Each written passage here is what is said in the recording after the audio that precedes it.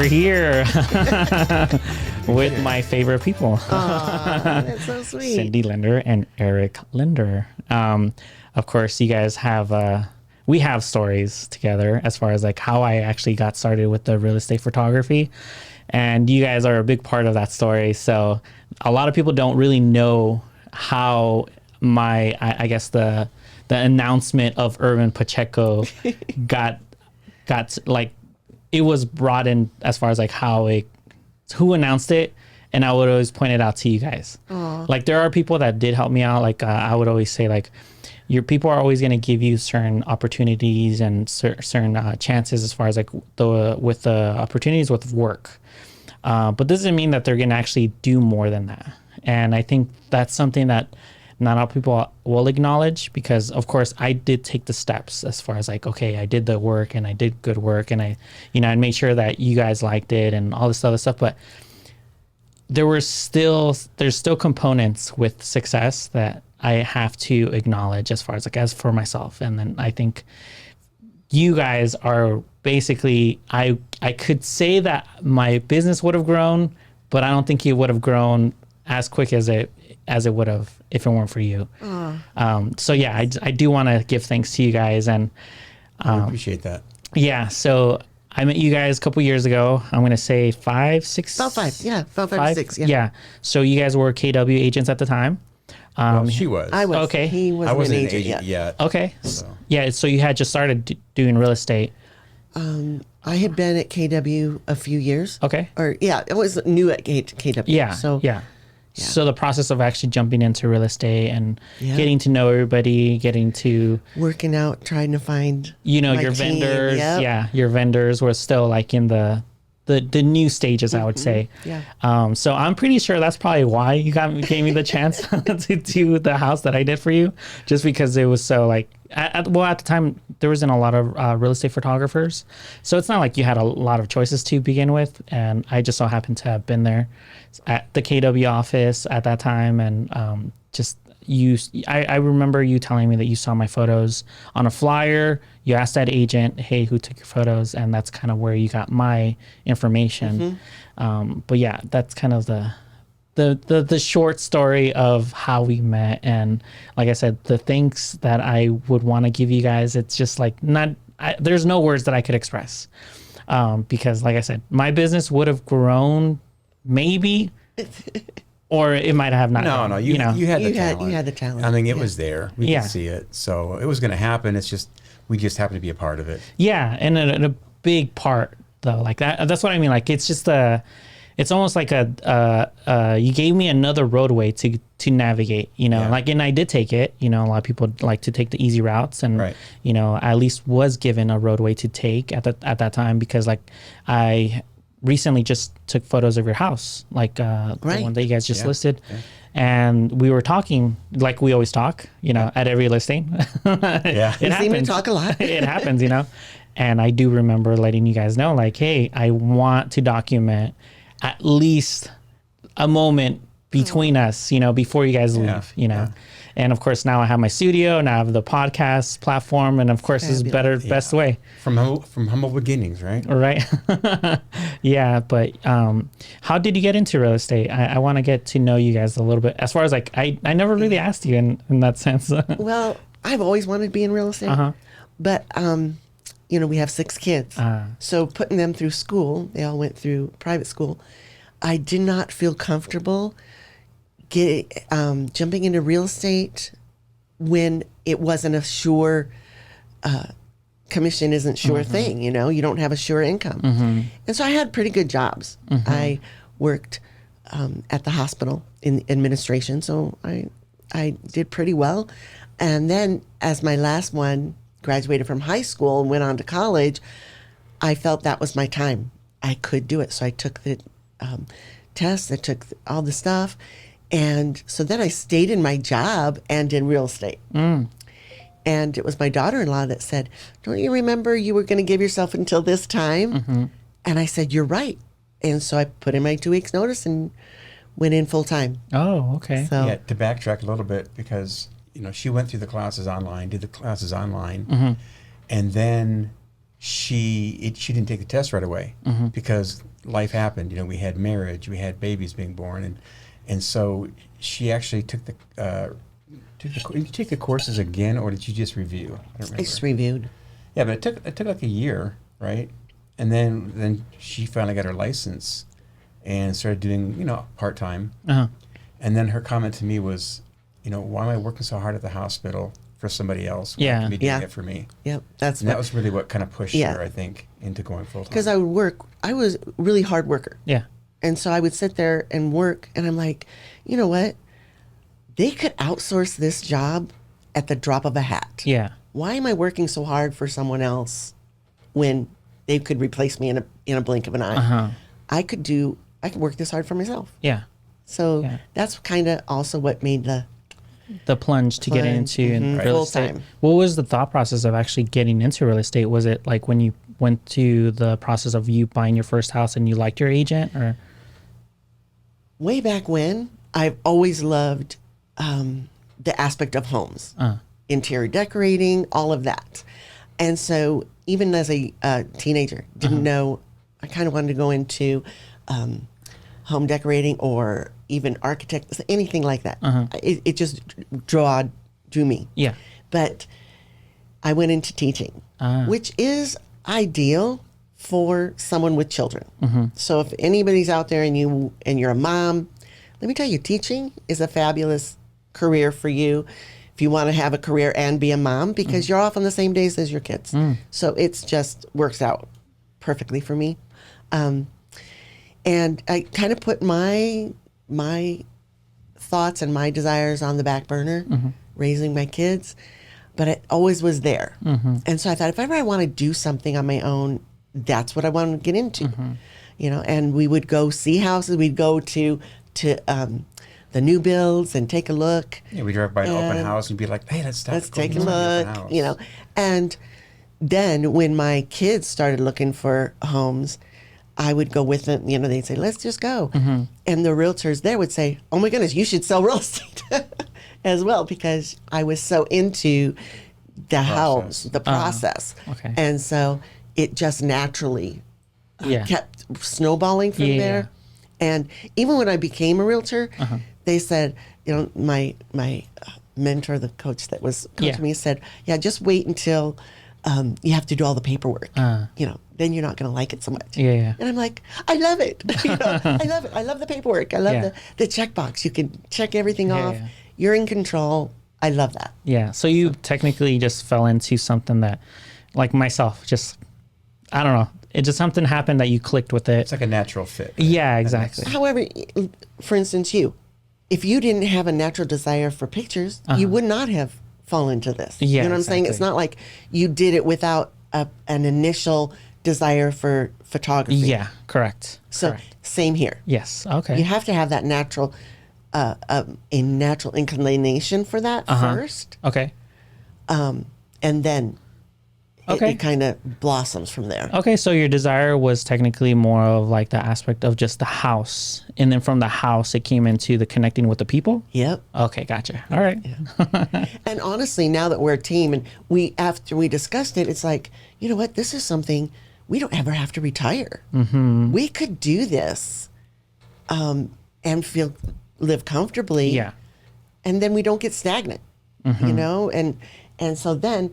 We started talking. I'm like, we could do this as a team. You know, if you could take yours. And of course, he took all the courses. This was when we were at Keller initially I did it Williams. to support her. Okay. I just wanted to be a support for her. Yeah. And I get my license and maybe help her out, because I was already helping like with open houses. Yeah, and, yeah. You know, putting up signs and things like that. Yeah. I He was just my couldn't do all protector the- at open houses. I couldn't do all the real estate stuff. Yeah. And so that happened for a few years. I would say it was like 4 years when she was into it, until I really kind of decide, okay, I want to go ahead and do this. And, you know, for me, like I said, just to support her. So I went through the classes, did fine, but I didn't take the test. So I just kind of sat on my hands a little bit. And then, again, with 6 children, things happen in life. So marriages and expenses and things like that. And so a year later, it's like, okay, I'm either going to take it or not, you know. Actually, So I it's was when deciding. Well, yeah, I know, but so we have a difference of opinion on how it actually happened. My remembrance is that we were sitting at home. She had gotten a video from someone at work about a new company in real estate called EXP, and it was just kind of this. We weren't sure. We just wanted to check it out. So it was like a 20-minute video, I think, and when they explained the whole model, and it like changed my life, because what I saw in that video was a new way to do real estate. You could do it from home, and multiple revenue streams. You didn't have to sell a house to make money. I mean, there was a way to make money through stocks. There was a way to make money through referrals. There was, passive income, just a lot of ways. And so that really excited me. And so I decided right then, okay, I'm getting my license. I'm going to take the test. Yeah. And so I studied for about a week and a half, 2 weeks, took a crash course, and was able to pass the test. So, that's kind of the genesis of how I got involved. Yeah. And then from I there, believe your words were, "This is a no-brainer." yeah, I mean, it's one of those things where when you see it, it's like it makes total sense. Yeah, you're going after the logic off Yeah, of I like wasn't that excited about going into an office and sitting at a desk and making phone call. Call. I mean, that just didn't really thrill me. Yeah. But that we're both educators, we just have a desire to work with people and help people, and so this was a way that we could do that, and so it just kind of grew out of that. Yeah, and from the beginning, I've always saw you, like literally from the first day that I started doing photography, you were there, regardless if you were a realtor or not. I remember you. Right. Just I was the faithful husband, helping out the wife. And so it has been really quite a journey for me for the last 4 years, because the paperwork, she loves the paperwork. No, I can't stand it. Okay. That's not my thing. Yeah. I like interacting with people. Yeah. I like getting out there, meeting people, talking to them, helping them. Yeah. Answering their questions. Yeah. Because I'm a teacher, so I like to teach. Yeah. And so it really actually worked out really well. Yeah, balances balance, because she can work on the technical aspects of it, making sure all the I's are dotted, T's are crossed. Whereas I can just get out there and meet people. Yeah, That's it's awesome. fun. That's awesome. That's amazing. That's how it works for us. Yeah. Yeah. Well, Yeah, it worked. does work. It worked perfectly. And it's pretty cool to be able to work with your spouse. Yeah. Like that, and go through the war, I guess, as you say, doing all that together. I think because you guys have common purpose at this point. Yeah. The goal is literally, it's going to serve both of you at the end. And honestly, since we've been married, that's how our lives have been, because we were both teachers. And so we shared that common purpose and goal, and we could, share stories with each other, and we understood what each other was going through. Okay. And so, then I was a principal, she taught for me. So we always worked together for a long, long time. And then we moved out here in California, which my job moved me out here, that changed. Yeah. So then we were working separately, and that was tough. It was really a tough adjustment for us. Okay.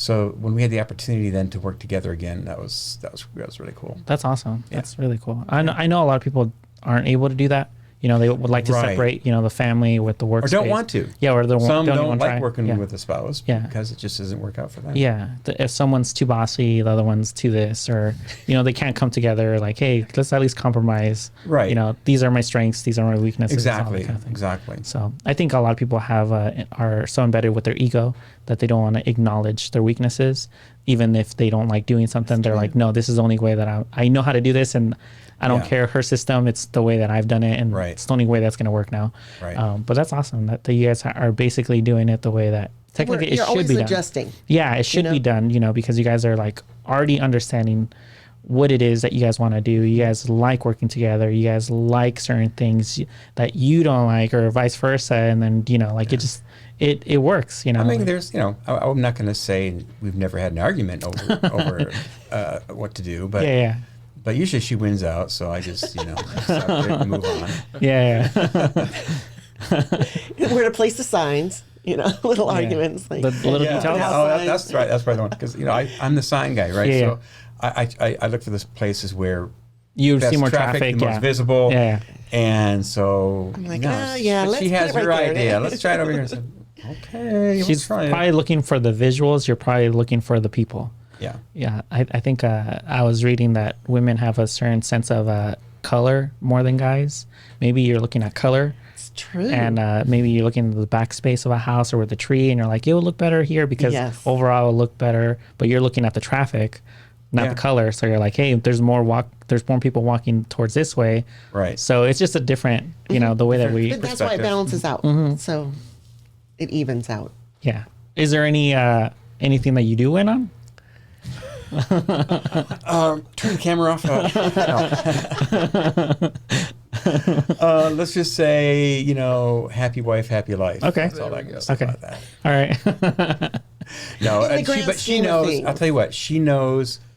Yes, there are. To be honest, and she knows when there's that line because she knows how to read me. And if I'm insistent in a certain way, she'll say, okay. Yeah. That's the way it's going to be. Okay. Yeah.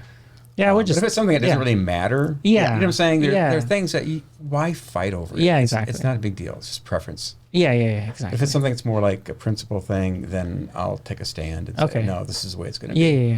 Yeah. His famous words are, in the grand scheme of things, does it matter? And so that's why I can get my way. Okay. Because he doesn't really matter to him. Have you always been that way? Like as far as like that type of personality? Yeah, that's just my personality. Okay, that's cool though. Yeah. That's really cool. I'm definitely type B personality. Yeah, that's really cool. I don't have to have my way. Okay, that's really cool. Yeah, that's awesome.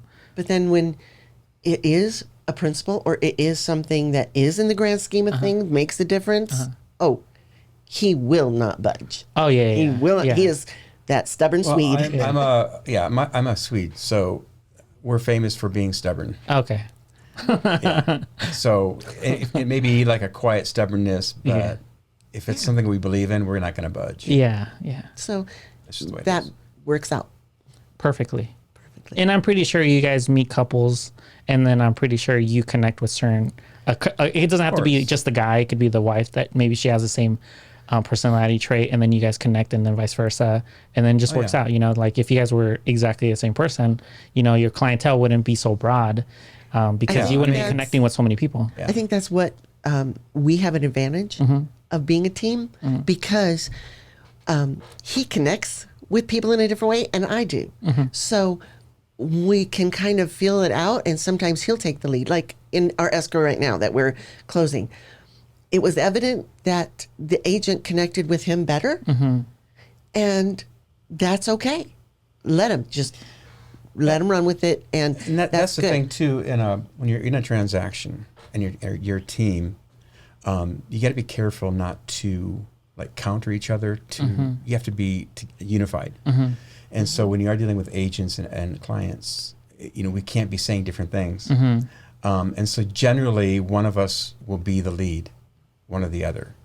And like she said, depends pretty much on, on the dynamic of personality match and how we're doing with that. So like for this one, I'm taking the lead on it, even though she's behind the scenes doing the paperwork. I'm the point of contact. But there's a lot of times that she'll do it. Yeah. So we just kind of case by case. That's how we handle that. And has your neighbors actually? Is it known now? Yeah. Okay. Because I want to say they are very sad. Okay. They are very, very. So what I'm trying to say is that the listing that we just shot was your actual house. It was. How was that for you guys, or how is that for you guys? Because you guys are still technically not even out. Right. So it's an interesting market that we're in.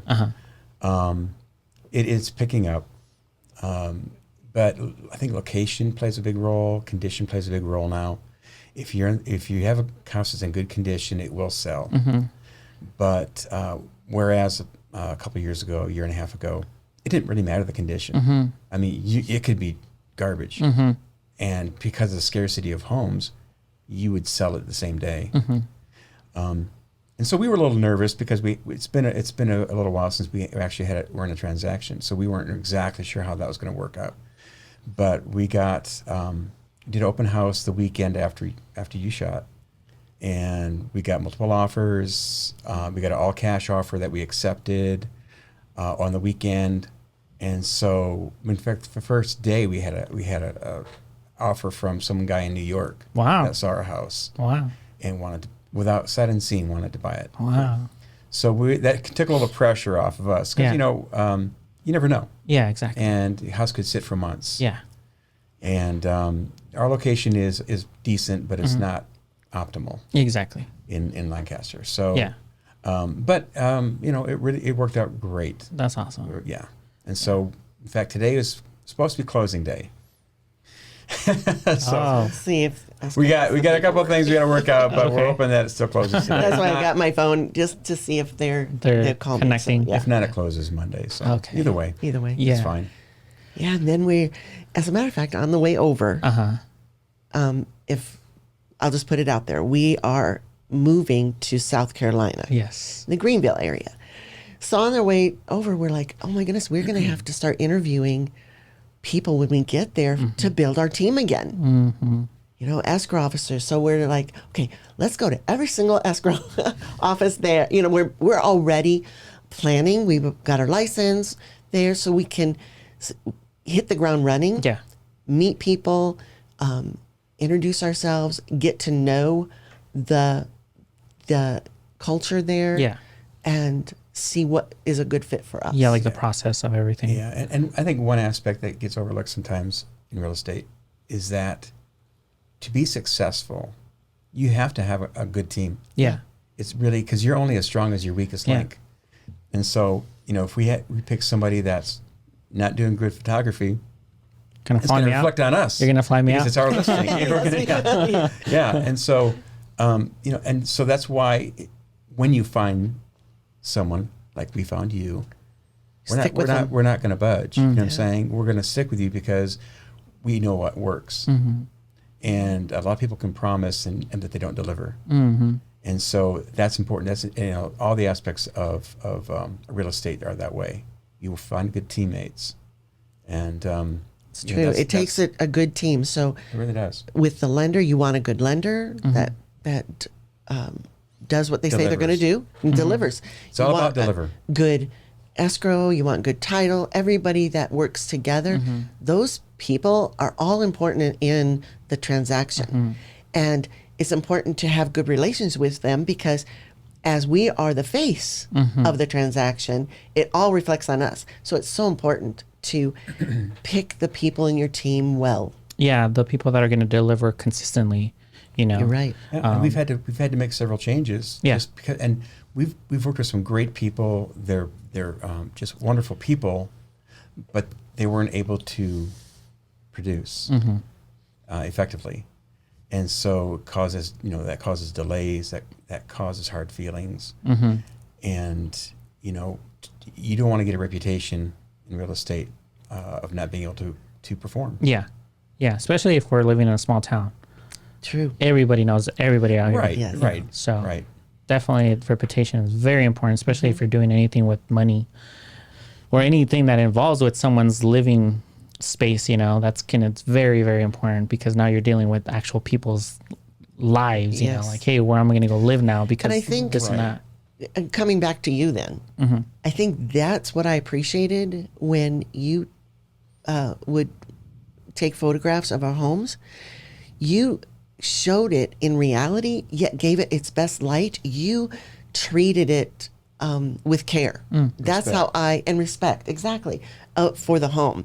Every home that I had you photograph, it was good. I appreciated your care. And if you couldn't do it, you sent someone from your team. And I trusted them because we trusted you. Thank you. So Yeah, that's really true because you'd be like, okay, I can't be there, but I'm going to send someone. Yeah. Oh, Yeah. man. but then we realized, we found out that hey, they did a great job. Yeah, that's been a hard transition for most of my clients, especially the ones that had started like your guys's. Yeah. I would like to say that every person that has come into my team has done just an exceptional job as myself, or if not the person that you guys have already met, which is the photographer you guys are talking about is Jordan. Jordan, if you want to just say a little hello. Hello. That's the photographer they're talking about. It's just like people, they're people are people, you know, like they'll come in to my team and then I'll do my best, just like the way that I taught Jordan. Hey, these are little things, but they matter. A lot of people don't really realize, hey, moving a trash bin or moving the garbage or Closing moving the toilets. the toilet Those are the seat. things that are so important but don't get recognized. Because when we look at pictures on the MLSs and we see what these photographs look like, we're like, what in the world? How could they, leave that there and this there? And so when we see that attention to detail, that's important to us too. Yeah. You know what I'm saying? Yeah. So I'm sure you feel the same way when you're picking a teammate. Yeah, and that's kind of where I was going after that. I've tried to do my best. Like your guys is like you bring in people into your team, and you'll sometimes have to. This is a saying that Jordan says: keep them on arm's length once they don't really start producing at a level that they were expected to produce, so that then little by little you start to having to let them go because they're no longer delivering off of what I would say. If I would have sent someone and they didn't deliver what you guys are used to, it's my name. Right. They might have shot it, but it's still my name because you remember me. Right. They could go get another job and that's it. But my company now goes under because they're no longer delivering at a high standard that I'm in my head. Hey, this is what I'm used to doing. This is what they're used to getting as far as like the product to look like. So, but like the fortunate part is that I've been learning too, as far as like the team building. But it's also come with the stories, photographers and that have come through and unfortunately they didn't deliver certain things, and now certain clients are no longer wanting another photographer to go to their listing. So it's a mandatory thing that I have to go, which it's unfortunate because it doesn't allow me to grow because I could have other appointments. Right. So little by little, I'm trying to go into like, hey, I'm doing certain things like you guys, like I have to pick certain people on my team because it could hinder me. Right. But saying that, I don't think it's necessary to pick a clone. I think that, for example, with Jordan, his eye isn't exactly your eye. It's a different perspective, but it's still quality. Right. And sometimes, depending on the house, even he may think of something that you didn't think of. And so, as long as they're delivering what they promise to deliver. Exactly. I would say the quality word is the number one word that I would always announce, as long as you guys are happy with the quality of work that you guys have been delivered. Right. I'm happy with it. And of course, I always tell them, like, I taught them exactly what I know. And but after a while, I do tell them, like, now I need you guys to become your own creatives, because like you said, they will see certain things differently as far as like a room or a kitchen or a bathroom. So I am very happy that they are kind of growing into their own photographer in the mind space. But when it comes down to the person that isn't wanting to deliver quality because it gets hot out here, sometimes they don't want to move a trash bin, or sometimes they don't. Shortcuts. Yeah, exactly. And now I have to look at the photo in the morning and I'm like, what is that? Why didn't you move this? Or why didn't you move that in the kitchen? Or there's little things that could have made that picture so much better. But now my eye is drawn to that cup that sat there and it's red. And I'm like, what is this now? The kitchen is gone now for me. Right. But yeah, I think. And that's why photography in real estate is so important. I kid you not. When I first started, I tried taking them myself. Oh my goodness.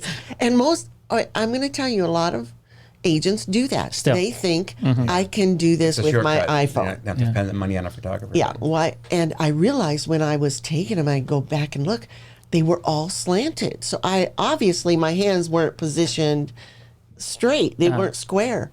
And so then I would take another shortcut, and a friend's husband would do it, you know? And I'm like, oh my That goodness. just happened for a few. Yeah, I wouldn't do that. No. So you do go through that trial and error when you when you first start Yeah. real estate Yeah. because you think you can. Yeah. And I'm realizing that when you're not an expert in something, don't try to do it. You know, let the expert do it. It's worth the money in the long run. It's so worth it. Yeah, and we've always had good turnouts, you know, for open houses, for showings, based on photographs. That's their first interaction with that property. And so the more views you get, the more people that want to come and see it, the better your odds are of selling the house. And so to me, photography is, I mean, it's that initial first glimpse. And so you want it to look good. And most of the people that come to our house for open houses, this was their comment. It looks exactly how it's presented. There's no deception there. And that we appreciate that. Because when we show houses, it's very discouraging looking at pictures and they're so gorgeous, then you show up and it looks nothing like what it does. So when you present yours, you present the house in the best way, in a realistic way, without a false. Yeah. And that's what our clients really have appreciated. Oh, thank you. Yeah, so we'll see, she said, photos from cameras, from a agent going in, taking their own shots. And it's we kind of laugh at it because it's really funny. And some of these houses are $1 million houses. So it blows us away when we see that. And then on the opposite end of the spectrum, we see photos that have been photoshopped to death. Just, it looks ridiculous. And like she said, totally unrealistic. And so, you know, you always want that balance. Maybe maybe a little bit of touch-ups, but it still has to represent accurately the house. And that's when you find that sweet spot, I think. Yeah. And I think that's what you have. Yeah, and I think what you guys did, and this is something that I don't think I knew at the time, that because you guys started right, not initially because you had said the trial and error with your camera and then your friend's camera, but then from there you kind of like already went into, like, I think you were in maybe a year in. Yeah. Then that's where you started to say, hey, maybe I should hire a photographer. I wasn't an expert. Like you said, I was not an expert. I even said I'm not an expert. Fake it till you make it, right? I was like, maybe that was another trial that I could have been, but I remember letting you know, I'm like, hey, that was my first house that I had shot. I'm not a professional real estate photographer. So, But you did a good job, and I appreciated it. There you go. But what I'm trying to go after is that you acknowledged it right away as far as like what you needed to elevate something. And I think that's something that a lot of realtors and even veteran realtors don't realize at this point, because they're still, like your guys are saying, they're still taking photos on their phone, not representing their clients, not representing the house correctly. And it's a portfolio. And now everything's online. People are going to remember what you post. People are going to remember how you market. People are going to remember how you present yourself, and you're presenting yourself or in the house in that way. Why is it that you're going to get more clients or referrals? So if you guys are representing your client a certain way from the beginning, like I would say, of course you guys are going to get more eyes on just your image, not just the picture itself. They're going to remember, hey, this is what they did to that last house. And they did it continuously. They never stopped. Yeah, and you always have to be mindful of that. That people are watching you and every move you make. So even like for us, when we put out signs, for example, that's a marketing tool. And so we try to put out as many signs as we can. We put a lot of signs in a lot of places because it's visibility. And you want that, you know. And one of the comments that we get is, we found your house without any problem. The signs were perfectly placed. Found them right away, no issues. And so that's just one more little thing, you know. And we've had people, we've gotten clients that way, just because of how we were able to do a house, and they saw that and said, "Oh, yeah, you know guys how to are do doing it open right." house, That's awesome. And yeah, so and I'm sure you're, in your line, it's the same way. The detail, like we talked about, the attention to detail matters. Yeah. I think you asked me a question earlier that I didn't answer. Okay. And that was, how was it selling your own house? Yeah. And it is different because I had to do what I tell my clients do. And one of the things is get rid of 50% of your stuff. And that was hard. All of a sudden, I walked into my house and it wasn't my house. You know, none of my personal stuff was up. And that's what I tell our clients, because that shows the house. People don't want a picture of your bed. I mean, the bed can be there, but you know, that beautiful couch that you have, that's not what's going to sell the house. And all these different decorations that you beautifully decorated try your to house. personalize that house in a way. Yeah, that's Well, if they see wanna, a blank slate, they see their stuff there. Yeah. they want to envision that's themselves in correct. that space. Yeah. They don't want to see all your But yes, leftover stuff. I felt like the client that it wasn't as easy as how I put it. Yeah. It was difficult to do that. And we also got to experience the fact that moving is an emotional experience. Yeah, I was gonna When say the you've same been in thing. a house, it's been yours, Yeah. it's your personal property. Having a realtor come in and tell you to take down your photos, Yeah. or take down, you know, I mean, it's personal. Yes. Yeah, and there are So people it's- that do listen to that direction, and then there are people that are just too involved or too invested into that image of what they already gotten so used to, you know, like having the pictures on the refrigerator, having the pictures on the walls. And if you, We've been very fortunate though with our clients. They have really gone by what our instructions are, because I kind of give them a checklist. And I think it's because, once again, going back to what we said, they're gotten used to seeing what you guys market. Maybe that, yeah. And I think the clients are comfortable in saying no to that, are the clients that are going after the realtor that is going to be more of a yes man or yes woman, because of what they already saw online or what they represent Right. themselves. And like, oh yeah, it's okay. Because I have gone to houses where they'll ask me, the realtor, hey, should we move this? And I'm like, it's an obvious question. Why are you asking me? Like, I'm just a photographer. I am nothing else besides just the Right. person that's going to take the Right. picture. Right. Of course, I do acknowledge certain things, and I'll try to explain it a certain way. But when it's overly explained, I'm like, okay, now I know, you know, like what you're saying is just that personality is just like, okay, you're not really wanting to do this in a certain level. You're probably just doing it maybe just as a hobby, or it's just maybe you thought it was going to be easy, and here we are, you know. But in reality, I think that's where your clients have respected your checklist as far as like, hey, these are the things that we want and don't want. And of course, like I said, well, again, you know, we know what it takes to sell the house. Here are the things that need to happen. If you want it for this price, the best price possible, here are the things that you have to do to get it to that level. And that's, so again, I think it goes back to our education background. It's about educating the client. And I think that's overlooked a lot of times. That it you know, because they're not necessarily going to know all that. So, you know, educating them in the right way, helping them. And then when there are like roadblocks of, hey, you know, this was a personal item, you want to, you know, okay, well, maybe compromise a little bit. But again, we have your best interest at heart. We want you to get the best price. So just need to trust us that we know what we're doing. And, you know, I think that's one of the keys. yeah, I think the communication is number one for any type of source of business. Yeah. I would say that the difference between what I've seen from when I've been actually doing this, and this is just me being the photographer, not me being the actual business or me being the realtor, is I now understand the difference between the realtors that are actually a realtor and a realtor that is just acting like a realtor. And it's exactly what you said. It's just like being able to connect with the client and also being able to direct the client correctly, but actually doing it in a way where they understand how to do it, rather than saying it in a way that only you know how to say it. And because you guys are educators, I'm pretty sure you've gone through so many students that you understand, like, hey, this person is this person, this person. And Right. so, And some clients honestly need extra help.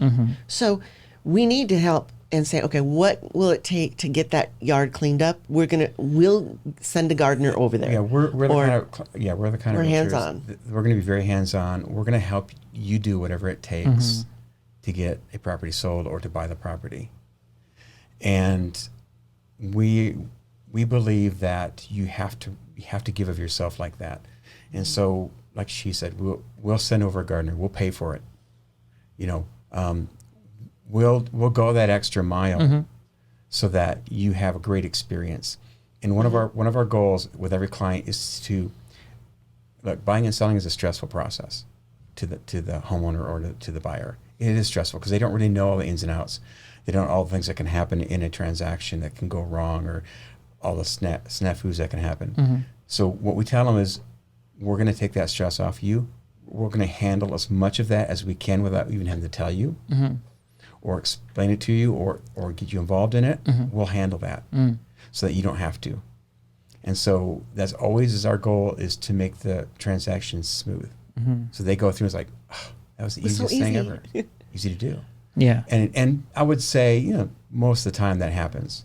And they remember that too. Yeah, they do. They remember that. They do. Yeah. And they appreciate that. Yeah. And we advertise ourselves as, realtors for life. We want to be your realtor for life. And so even if you have questions, any real estate question, just hit us up. Yeah, I think that's kind of what any type of business needs to get into. It's just getting more into the personal branding of just like acknowledging that you're dealing with humans and not just a transaction. Right. And I think that's a lot of people's mistake, where they just thought they'll fall into more of the transaction. Right. Let me see what I could get out of it as quick as possible, and then just move on. But you guys are really acknowledging the actual person, and then saying, okay, we will get something out of it, but first let's make sure that we cater to the actual person first. Yeah, that's never our first goal, is how much is commission. When we look at on the MLS for a buyer, for example, we usually don't even see it until later. Right. We don't. When we look at the MLS, there's a line for the commission. We generally don't even look at that when we're looking for houses. We until the buyer chooses, for example, then we'll look at the commission to see what it is. Okay. But that's not our motivation. Yeah. Have you ever dealt with anybody that you guys had to like step away from? Only once. Oh, a buyer before you came on team with me. She. I do remember that. I showed her probably 40 properties. She would always want to see the properties that were way over her budget, and she just wouldn't budge. And then she finally picked one. And she was getting a really good deal for what it was. And then when they ran her credit again, she missed it because she had bought a vacuum cleaner. Oh. One of those great big expensive vacuum cleaners that takes payments, those kind. And she was unwilling to return the vacuum cleaner. And so that little debt took her over the debt to income ratio. That little debt. Yeah. But, when you're on the line already. Yeah. And so now after that, I'm like, you know what? You would better be served. I think someone else would. Oh, did you refer her out? I referred her to somebody. Oh, okay. And we was that to Elizabeth? I don't remember. Okay. So, speaking of team, we do have team partners as well as realtors. So that's one of the cool dynamics about EXP. Is that you can sponsor other realtors, and they're part of your team. And so when they but not in the team instance like normal real estate teams, like a group. It's not like the meaning of team today for EXP is different than, let's say, for other companies. Yeah. Your team is actually, they're independent, but when they make a sale, you get a percentage of that. So if you have 10 sponsors under you, every time they make a sale, you get a piece of that. That's just part of the cool makeup of the company. I don't know if we got into that, but I don't know, but it was rough to say. You never want to lose a client. Yeah. But I realized I was losing so much time and energy that she was zapping from me that I could devote to other clients that weren't. Yeah. Did she acknowledge that, or did she take it in I guess the worst way, as far as like, hey, I don't want to work with you no more? No, I didn't really say it that way. Okay. I said, you know what? I think someone else, I'm going to refer you to someone. She would probably be able to help you better than I could. Okay. So I basically put it on me. Okay. Like, I'm not helping you in the way you want. Yeah. So let's find somebody that will help you. Okay. In a manner that you want. Okay. So that's kind of how I put All it. right. So it wasn't really, A breakup. no. Okay. No, we've been very fortunate. We haven't really had any acrimonious relationships with our clients at all. I can say that. I would say that, there are some that we had buyers and then they decided to change their mind and not to buy at that time. Mm-hmm. And there's a difference between a client and a customer. Mm-hmm.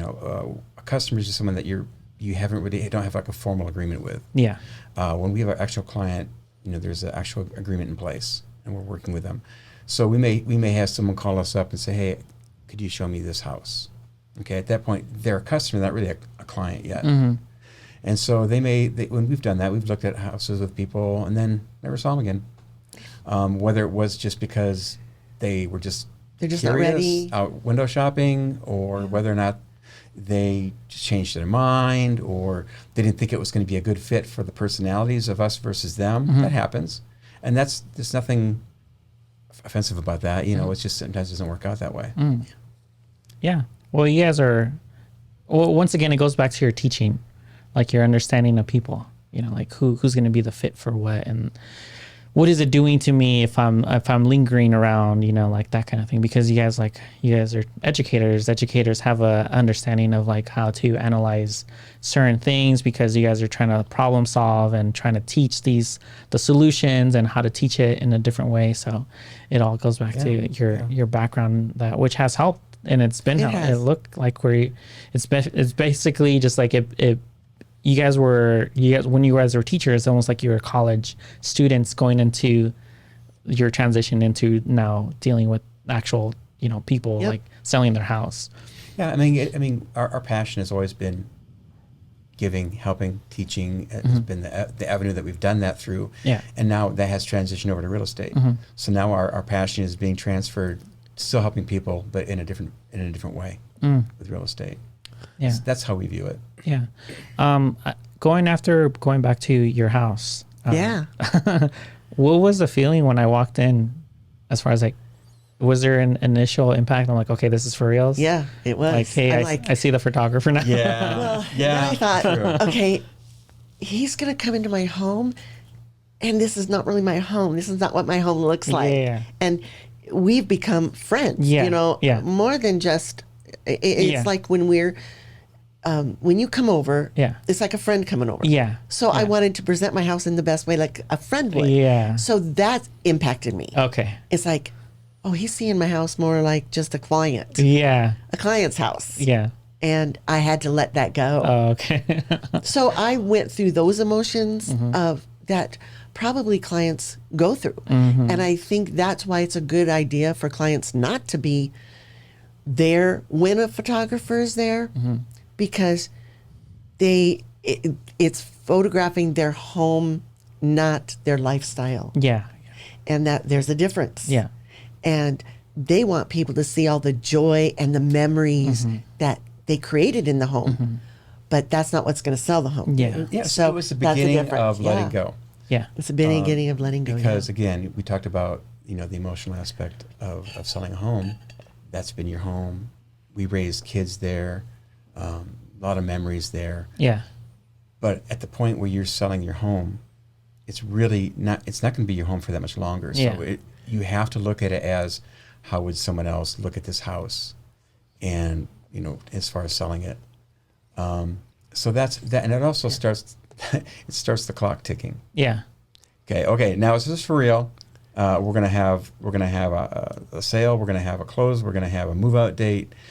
So that kind of starts that. So that puts a little builded pressure. Yeah. On you as well. I can tell you that my grandkids are absolutely loving the half empty house. Oh. Now, Running 3/4. around. Oh, yes. The hide and seek, it's just like they have the whole house. They're just playing. So also- they're having a good time. It caused us to realize we don't need nearly all the stuff that we had in the house. You guys did we like can do a- that so much. You guys did a yard sale, or? We did. We did like Oh. 3 yard sales. Oh, wow. And another And we're one doing tomorrow. Yep. Oh, there you go. Our final stuff that So we just, don't you want to know, take. Did Yep. you guys take that couch? That big couch, remember? We did. Yeah, well, we just bought that.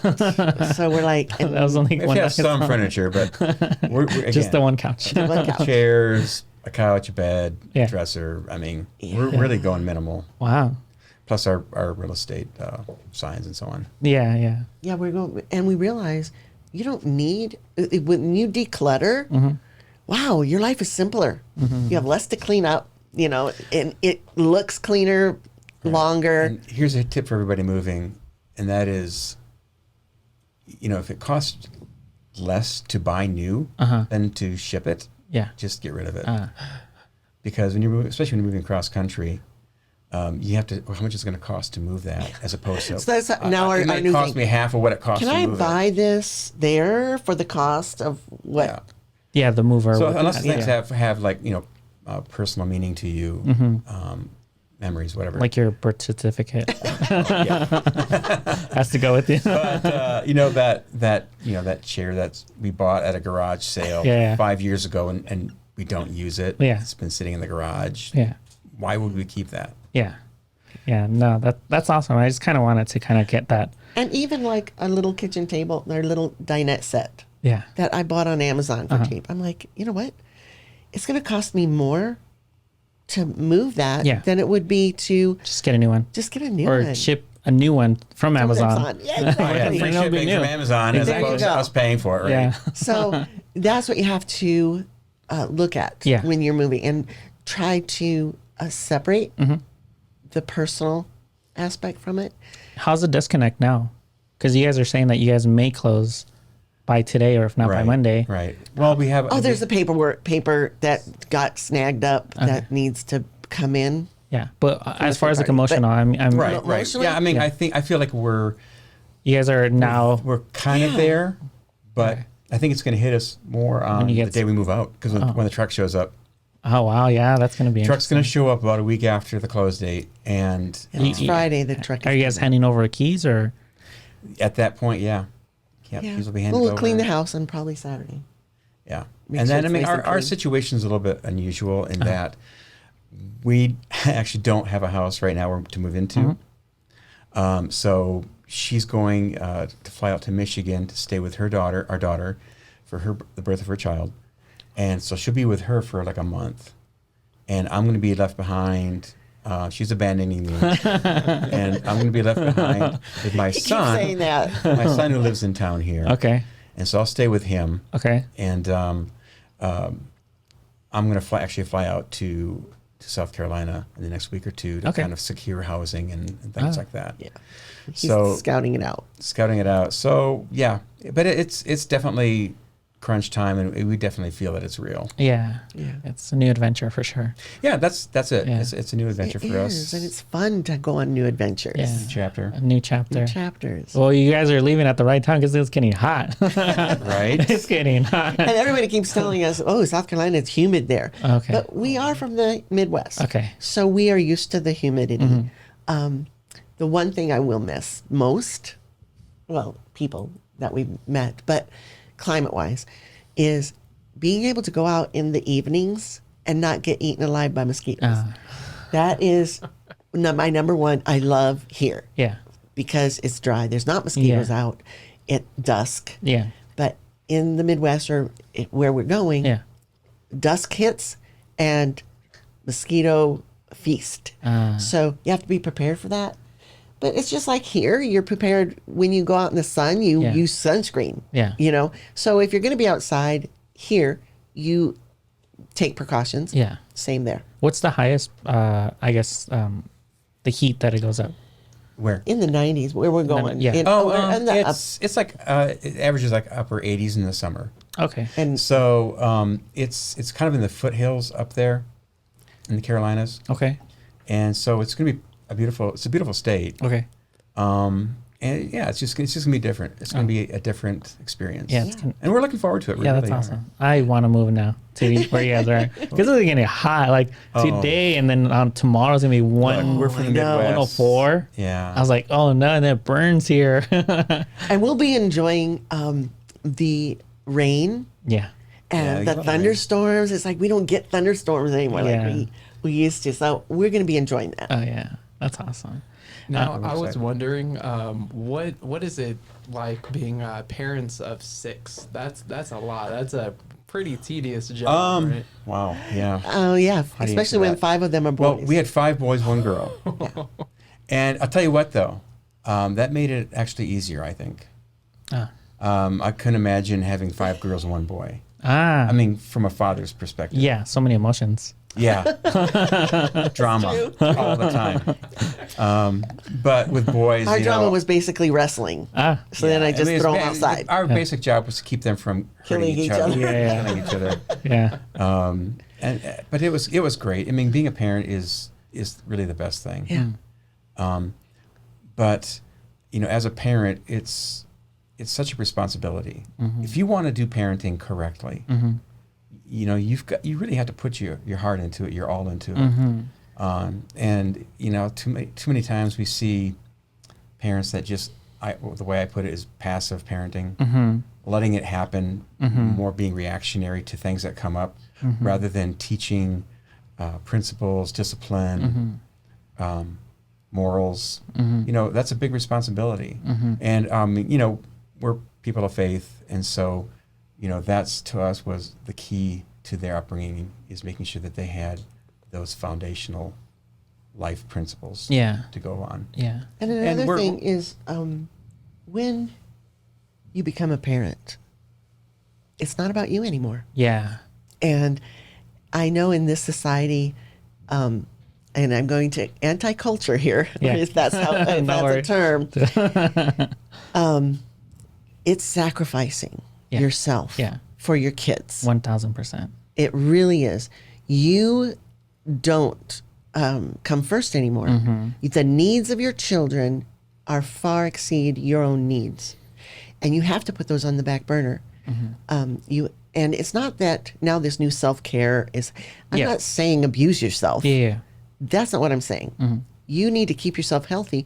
At the same time, you're keeping your kids healthy. Yeah, there's a lot of terms now popping out, like what you were saying, self-care and self-happiness and self-everything. Everything's about self, you know, like, oh, yeah, that should have happened literally when you didn't decide to have a kid or a Right. family, I would say.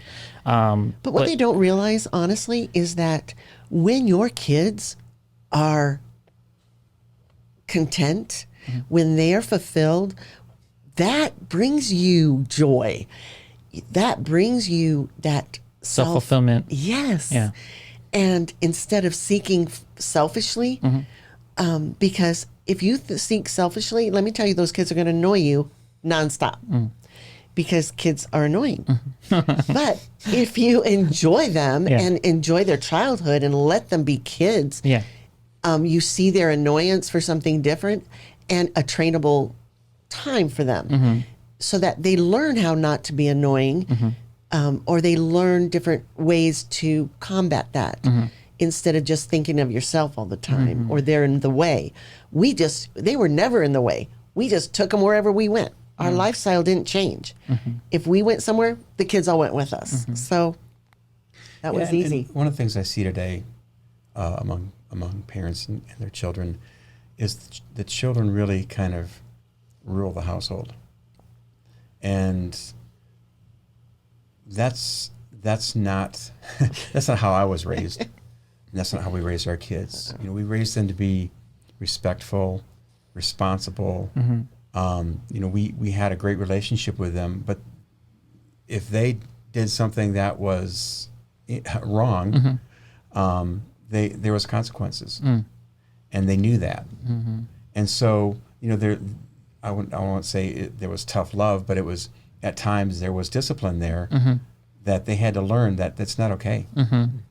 And so we really tried to focus on at an early age, because one of the things that parents don't know is that the first 5 years of a child's life are the most critical as far as how they are raised, because that's when they learn the fastest, and that's when those principles that need to be taught they need to catch those that time.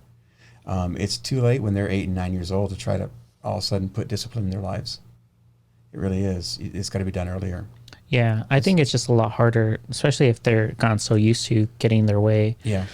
Me and Jordan actually talk about this kind of stuff every now and then, about human psychology, human behavior, and we're Yeah. kind of going after like I think we were talking about yesterday about parenting, and we kind of went after the idea that a lot of parents didn't integrate a moral compass within kids, and then those kids grow up as adults, and then they cycle the same, beliefs, and then of course, or if not, they gravitate towards other beliefs that derails the actual idea what a family is, or what a couple is, or what having kids is, and it just becomes even worse and worse. And like we're saying, like now everything's about, like it's a selfish personality trait thing. Hyper-individualism. There you go. That's the term. Hyper individualistic. And entitled. Very entitled. Very entitled. And it's unfortunate, but like I'm happy that you guys actually did it correctly, like you guys Well, I But look that's back. been 25, 30 years Yes. of that go. Yeah. Things were, it was a different world back then. it was a lot more simpler just because now we have so much connection online, and Yeah, social media has been a game changer. in a good way and in Yeah, a very maybe. in We a love bad way. technology. Yeah, good and bad. however, I look at some things that have nothing to do with technology. For instance, actually, just this week I had a conversation with someone, and they wouldn't have their kids work because they would supply everything for their kids. And I'm like, no, that's so not how we raised our kids. They worked. We had the philosophy, work produces work. Yeah. So even when our kids were in grades, like junior high, I would Yeah. say junior high-ish, they would go around the neighborhood to rake leaves. And they wouldn't charge. And they would charge by saying, whatever you feel it's worth. And they always got more than what they would have charged because people would give them more. Yeah. And sometimes they'd volunteer work. And when they did that, other people saw them working and wanted them to hire. So that's exactly how our kids were working. I remember our youngest was, during high school, he was working 8-hour days and 10, 12-hour days at construction or at a flooring company where his buddies were all messing around playing. But he was able to put that money away, and all our kids put themselves through college. We didn't put them through college. Wow. I mean, we helped out when we could, Yeah. but they worked during their college. They didn't expect us to foot that bill.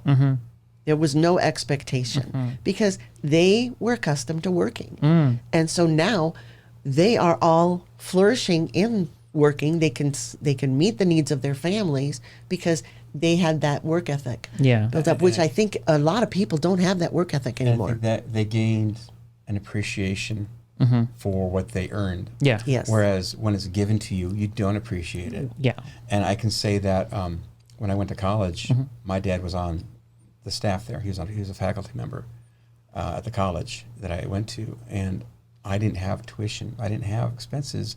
And the first few years, I kind of just goofed off, and I did not apply myself to my classes. And so it took me a little longer just because I wasn't focused. I didn't appreciate Yeah. the education I was getting. And so I think when you do have to work for it, it's just inherent that it's going to be an appreciation for what you get, instead of being spoiled, expecting something for nothing. And I think that goes really into that narcissistic mindset that we see so prevalent today in society. Yeah, and your character builds off of the work that you do, as far as like Absolutely. everything that you do, from from raking leaves to doing construction to like having to pay for your own tuition, or even having to pay my rent that I pay here. It builds character because it's a day to day, like it's a must. Like you just got so used to that, but a lot of people don't even have the necessity or even the want because they got entitled of the It's adulting, right? Yeah, exactly. You're doing adulting. That's what it is. Yeah. But a lot of people don't even get to that point. No, they have no clue. Yeah, and they're in their 50s or 40s, and they're still still in that position in their minds. I'm like, oh, I deserve this and I deserve that, and it's just it's someone else's fault, but besides my own. It's just But I think it's amazing that you guys instilled those morals and values and work ethics towards your kids, and I don't know. They're all great kids. They all are very productive kids. We have 3 that are in ministry somewhere, and then I have my oldest is a general manager at LensCrafters in Arizona. My youngest is an engineer works over in Oxnard, and they're great people. We are, when you're a parent, you really can't be their buddy. Yeah. You know what I'm saying? You can love them, of course, but you're not their buddy. They're not your friend. When they're adults and you've done your job, they become your friend. Yep. And our kids love hanging out with us. Yeah. We have game nights. They love being with the siblings. They're siblings, and then they're always asking, "Hey, can you come over and see us? When is it, our turn?" And unfortunately, that's more rare today than you think. That is super rare. Yeah, I think they're all coming over tonight for a game night. Oh, there you go. Water all the day ones and that game can. night. Yeah, that's But that's and hopefully one day you'll be able to find that out. We'll see. We'll see, right? But there's nothing better. Yeah, that's amazing. It really isn't. It really kind of what life is about. Yeah, that's amazing. Any other questions off of that question, Jordan? Because you're the one that started that one. Oh yeah. You started that one. Yeah, I was wondering, is there anything that either of your parents told you when you were younger that you carry on till today? Oh wow. That's a good question. My dad used to say, "Be kind to everyone because everyone's having a hard time." He lived by that. He really did. Yeah. Yeah, you say that a lot. For me, it wasn't really what it was said. It was how my parents treated each other. It was the example that they set for me on the husband-wife relationship. They didn't argue. My dad treated my mom with respect, and showed her love. And he was he wasn't really he was quiet at times, and at times he wasn't. But it was just through his example that he taught me. And he recently passed this last year, and the memory that I had of him was just his faithfulness throughout his life. Nothing flashy. He never bragged about himself. He did the work, helped people, just by example. Yeah. So to me, that was the most impressive thing. Yeah, he taught you via his actions. Yeah. Yeah. So that's awesome. That's really great to hear. And they give me my spiritual background, my spiritual foundation. As a Christian, and my faith in Christ. That's the most invaluable thing that my parents ever gave me, is my faith in Christ. And that's a lot. Yeah. For me, and that has what everything else is stemmed from, as far as who I am, and how I have lived my life and raised my kids. Yeah, that's really cool. I think we have a saying for our family, and that, when the kids were younger, I would say, brothers love each other and brothers stick together. Then as we got older, it was Linders love each other and Linders stick together. And now I'm hearing them say that to their kids, because that's what it's about. Whether you like that person today or not, you stick together as a family. Yeah. Whatever trial you're going through, you stick together. I agree. I think I'm a big proponent of when it comes to family. I don't know if it's just a culture or that's how we were just brought up. It's just like you guys are saying, it's just very rare to see families unite now and hear about, hey, we're getting together. Hey, when are you going to come over? I really want to hang out with my mom or my dad or vice versa. It's more like it's an obligation to most, like, oh, I have to go visit my cousins or I have to go visit my parents or my parents are coming over. And I'm like, that's the norm now. That's kind of where I see it, where I hear it from. It's more of just, I hear that more often than, hey, I'm going to have a family night or, game night. That may be from parents thinking of their children as an annoyance rather than a blessing. Yeah, because kids can feel that. So if they don't feel loved when they go over, why would they want to go over? Yeah. Yeah, exactly. Any other question, Jordan, about family? No. Okay, I just want to make sure. No, I love the answer. I just want to make sure you got your answer. Yeah, all right. No, you guys seem like really good people, and usually really good people make other really good people. Yeah. But they were generally made by good people. Yeah. So, as you guys say, it's rare to come across, and I've been lucky enough to come across families that have showed me what it is to be a father, because I didn't have much of that role in my life. So it was awesome that people like you stepped in and decided, oh, okay, we're going to be the guide for these people that didn't get it. And it only takes one to break that cycle, too. Yeah, it does. You know, when you don't have good parents and that cycle continues, it just takes one person to break that cycle and determine you're going to do it right. Path. You're going to do something different. Yeah. Yeah, and I think the day that he was actually going to go do one of your listings, that had told him like, these are amazing people. Like literally, I am like, you're going to enjoy their company. And yeah, sure enough, he came back and he's like, yeah, you're right. they were really good. That's very kind to say, Yeah. but you know, it goes both ways. I mean, you've been amazing too, and a young person like you that has their feet firmly on the ground, has a good solid head on their shoulders. It's a joy to work with. It is, and you don't see that a lot in younger people. Thank you.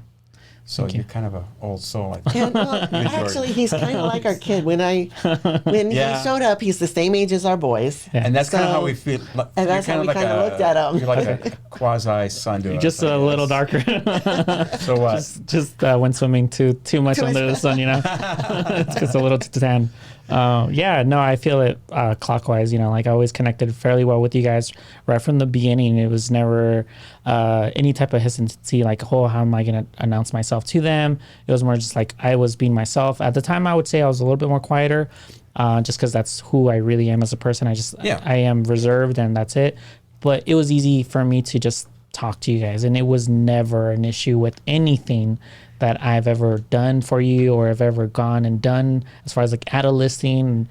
It's always been very smooth at every single thing. And I think it's just like, I'm happy that you guys are now going into this new chapter of your guys' life. You know, you guys are going to, you know, meet new people, and then now like see new things, experience new things, you know, like get away from this heat, which, of course I'm jealous of, but but it's just also for me, like it's a happy day and it's a sad day, because I'm no longer going to be able to see you guys unless you guys come out here and, hey, I have a random listing out here and we're just going to fly out. We might have one coming up. I just got a call. We still have our license here. We're still gonna have our license here, so you never know.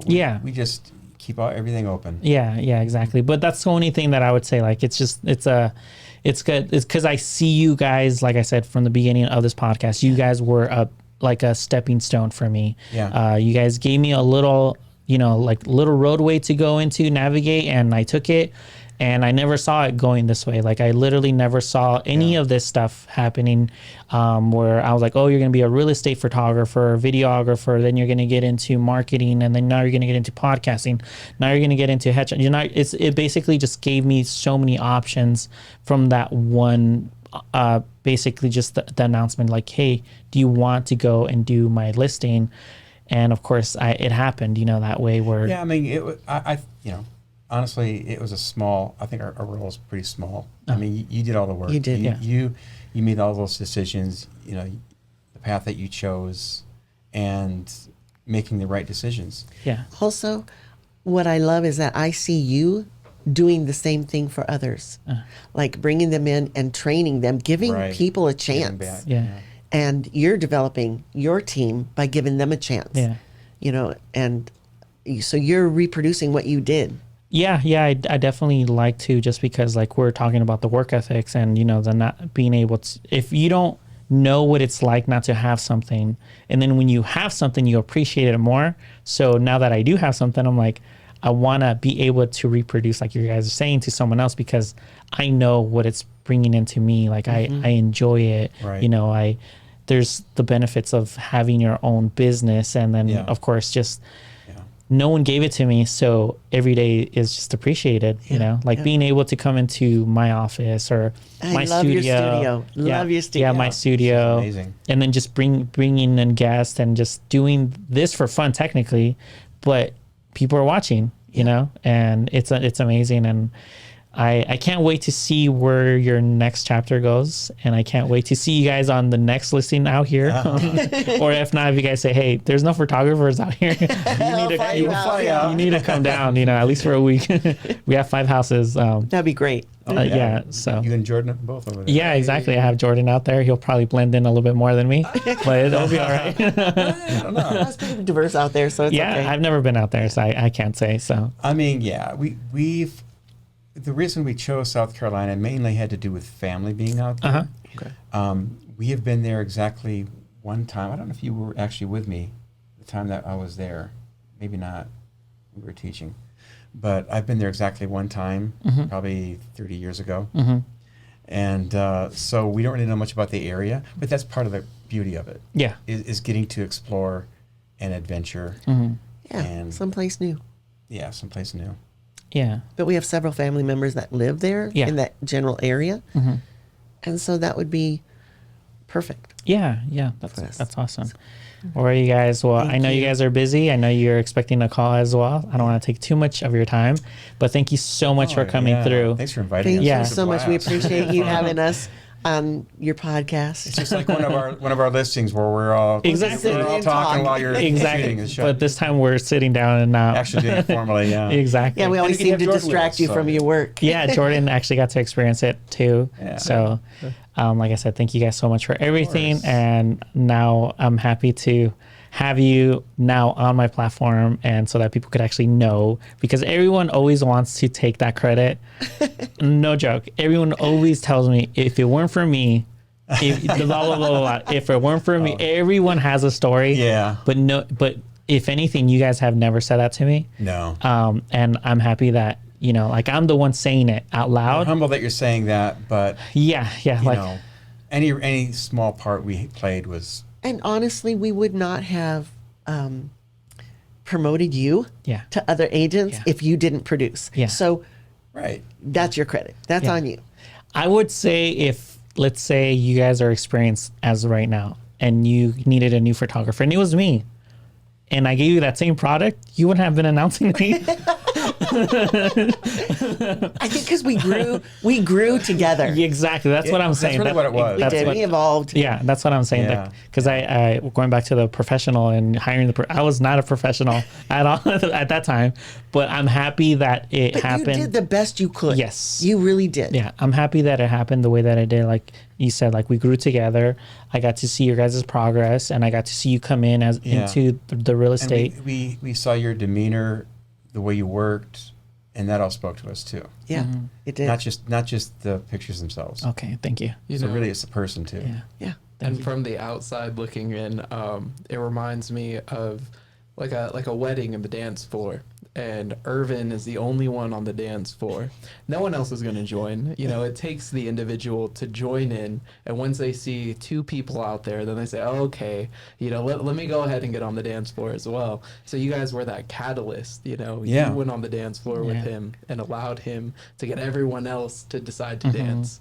Yeah, because there are definitely other agents that have helped me out in certain ways. You know, like Remember Faye is a right. big, Yeah. big part of my story as well. Of course. And just like her, there are other ones just like her. We have Robert Alvarado from Remax. He's been a really good friend of mine. Anytime that I've ever needed any type of consultation when it comes to finances, he's always answered my calls or texts. And it's just those. There are people that definitely have little parts of this little Inview media, you know, business. But like I said, there's always the beginning of something. And like I said, there's always people wanting to take that credit. And I want to publicly announce you can't take that credit. I am sorry. It doesn't happen that way, because I did start at that office doing videos, but it wasn't real estate photos. And I think that's something that they can't, the disconnect of the understanding. Like, it wasn't the video section, it was the photo section that got me into the real estate business, Marketing, yeah, yeah. marketing business. It just like I said, it just happened at the right time with the right people, and like you were starting off, I was starting off, so it just I think And it just if clicked. anything, we're just able to show you the possibilities Yeah. that were in front of you. yeah, That, oh, I can do this. Oh, Yeah. this is. yeah, yeah, So at least you opened your eyes to that. Yeah, and exactly. then you just ran with it. yeah, exactly, yeah. So Yeah, because every time you came, as we grew, Yeah. you had new equipment. Yeah. So you had to show us and demonstrate your new Yeah. equipment Yeah. to us.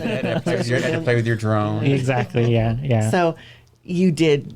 yes, That's just on you. You Yeah, did yeah. great. Just like you guys, I always wanted to progress in my craft, and I think I invested a lot of time, and my equipment was a part of it, but it was more of the timing that I put into in trying to get it into a system, which you guys said, I'm teaching my now employees or photographers to try to do the same thing and emulate the same thing. So, but yeah, it's a process of everything, and I'm still growing. So Yeah. We all are. yes, So, thank you so much. New chapter for you with this podcast. Yes. So that's great. You never know what this will. Yeah, you'd never know. Branch out We'll to. see. I'll have to go visit you guys at your new house, and we'll do it out there. There you go. There you go. Yeah. Always welcome. Yes. Always welcome. Thank you, and of course, you guys.